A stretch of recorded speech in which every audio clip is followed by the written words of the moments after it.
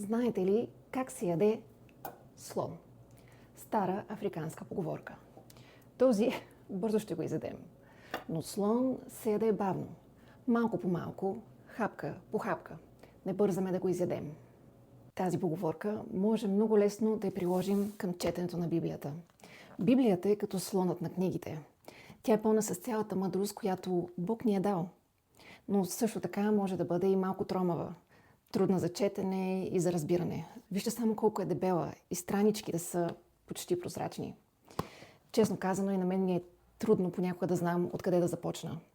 Но важното е да започнем, малко по малко, стих по стих, глава по глава, книга по книга. Защото само с Библията можем наистина да нахраним душата си. Ако искаш да четеме Библията заедно, ме последвай в канала Фейтли.